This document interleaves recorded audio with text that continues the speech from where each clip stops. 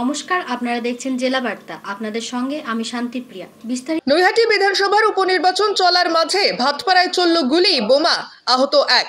জানা গেছে গুলিবিদ্ধ নিহত ব্যক্তির নাম অশোক সাউ। তিনি ভাটপাড়া পৌরসভার 12 নম্বর ওয়ার্ডের তৃণমূল কংগ্রেসের প্রাক্তন সভাপতি। আজ সকালে ভাটপাড়া থানা থেকে কিছুটা আগে একটি চায়ের দোকানে বসেছিল অশোক সাউ। সেই সময় বেশ কয়েকজন দুষ্কৃতী এসে পরপর বোমা চালায়। তারপর চায়ের দোকানের ভেতরে লক্ষ্য করে বোমা চড়ে এবং গুলি চালায়। সেই গুলিতে আহত হয়। তথ্য হওয়ায় তাকে উন্নত স্থানান্তরিত করা হয়েছে। पूरी तरह से उत्तेजित है।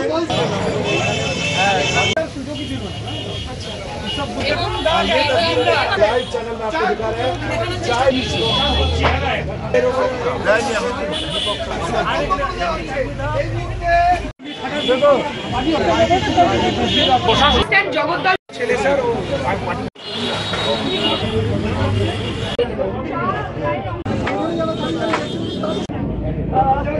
কি হলো আমরা বুঝতে পারিনি।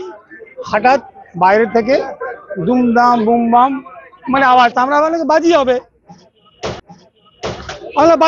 ও তো বিসর্জন জগদীপুর বিসর্জন হবে। তো আমরা একটু এবার দেখি, হঠাৎ দেখছি ভিতরে আমার বম চলছে। আমার কোলে বাচ্চা ছিল, বাচ্চাকে নিয়ে আর একটা 11 বছরের মেয়ে ছিল, ওকে নিয়ে পুরো একদম মানে কোলে নিয়ে একদম কোনো রকম বাঁচল। কারা বোম চালালো দাদা, আমরা চেহারা দেখতে পাবো। ওই 2 মিনিট মধ্যে আমরা বুঝতে পারবো কি কে বোম চালালো, কে কাকে চালালো আমরা দেখতে পারবো। যদি দেখতে যাই আমাকে গুলি লেগে যাবে। একদম বাইরে থেকে ভিতরে ঢুকে গেছে, যে ওর টার্গেট ছিল, টার্গেটে মারতে গেলে ভিতরে ঢুকে গেছে। আমি ওকে নাম জানি না, কিন্তু ভিতরে ঢুকেছিল। ওকেও যে গুলি কাকে লেগেছে জানি না, বোম আমাকে লেগেছে জানি, আর মাস্টারজিকে লেগেছে কানে। আর আমাদের কতজন ছিল একটা আইডিয়া বলতে পারবো না।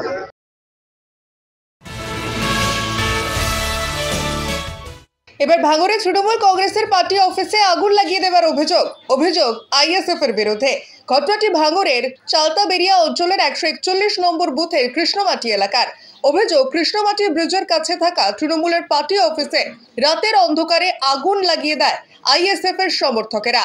পার্টি অফিসে থাকা মমতা বন্দ্যোপাধ্যায়, অভিষেক বন্দ্যোপাধ্যায়, শওকত মোল্লা সহ একাধিক তৃণমূল নেতৃত্বের ছবি পুড়ে গিয়েছে পার্টি অফিসে থাকা দলের নানা সামগ্রীও।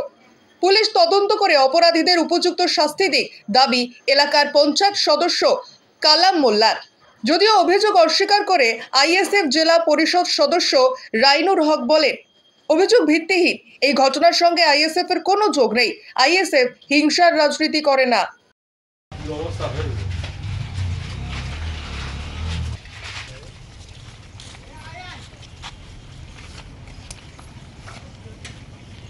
গতকালকে কয়েকজন আইএসএফের এখানে দুষ্কৃতী এখানে নেশাভাম করে পাতা খেয়ে নেশা করে এখানে উগ্রপন্থীর মতন কাজ করে চলে গেছে রাত্রে প্রায় 1টা-1.5টা নাগাদ। আচ্ছা, এই আমাদের পার্টি অফিস ছিল। পার্টি অফিসের মধ্যে দিদির ছবি ছিল, অভিষেক দার ছবি ছিল, শওকত দার ছবি ছিল। সব ছবি পুড়িয়ে দিয়ে জ্বালিয়ে দিয়ে, ক্যারাম বোর্ড ছিল, চেয়ার ছিল, সব জ্বালিয়ে দিয়েছে। এবং আপনারা দেখেছেন এর মধ্যে পাখা আছে, লাইট আছে, সব জ্বালিয়ে দিয়েছে। নিয়ে নিচ্ছে একটি ছোট্ট বিরতি। ফিরে আসছি বিরতির পর।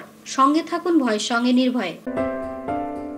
সিউড়িতে অত্যাধুনিক চিকিৎসা পরিষেবা নিয়ে এলো সৃজন পলিক্লিনিক। ওষুধের দোকান সহ অত্যাধুনিক মানের প্যাথোল্যাব, কম্পিউটার তথা অত্যাধুনিক মেশিনে রক্ত, মল, মূত্র ও থাইরয়েড পরীক্ষার সঙ্গে এখানে রয়েছে বিশিষ্ট চিকিৎসকদের বসার চেম্বার। রোগীদের স্বাচ্ছন্দ্যের কথা ভেবে সম্পূর্ণরূপে এসি নিয়ন্ত্রিত সৃজন পলিক্লিনিকে রয়েছে বসার সুবন্দোবস্ত, বিশুদ্ধ পানীয় জল ও টয়লেটের ব্যবস্থা। এখানে বসছেন সিউড়ি সদর হাসপাতালের বিশেষজ্ঞ চিকিৎসক সহ অন্যান্য শহর ও হাসপাতালের বিশিষ্ট চিকিৎসকরা। সৃজন পলিক্লিনিক ও প্যাথোল্যাব, সিউড়ি, বীরভূম। সিউড়ি সদর হাসপাতালের পাশে ফাঁড়ি ঘরের উল্টো দিকে। Mobile number 8373071019, 9474437713, 9434326822। ফিরে এলাম বিরতির পর। আলিপুরদুয়ারে বিজেপি প্রার্থী রাহুল লোহারের ওপর হামলা। আলিপুরদুয়ার জেলার মাদারিহাট বিধানসভা কেন্দ্রের মুজনাই চা বাগানে 14/62 নম্বর বুথে হামলা বিজেপির প্রার্থীর ওপর। গাড়িতেও হামলা চলছে, টেলিফোনে বলেন রাহুল লোহার। ভাঙচুর করা হয়েছে গাড়ি, এমনই অভিযোগ বিজেপি প্রার্থীর। হামলা চালিয়েছে তৃণমূল কর্মীরা, পুলিশ ও কেন্দ্র বাহিনী নিষ্ক্রিয়তার অভিযোগ।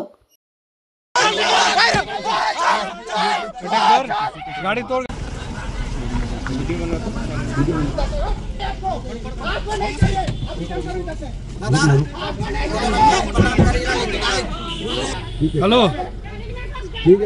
60 নম্বর বুথ আমাদের উপরে অ্যাটাক করছে, গাড়ি ঘিরে নিছে পুরো।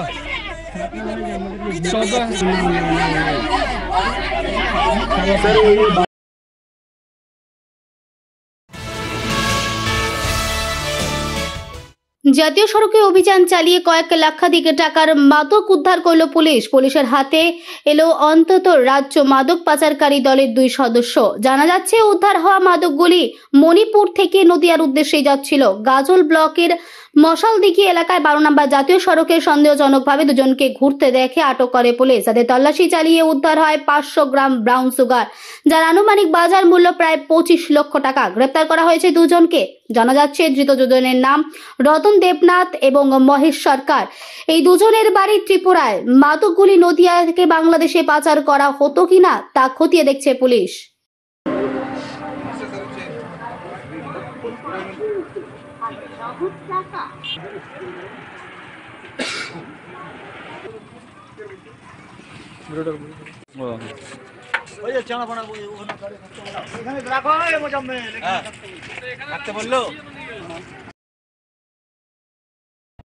আজকে জেলা বার্তা এই পর্যন্তই। নমস্কার।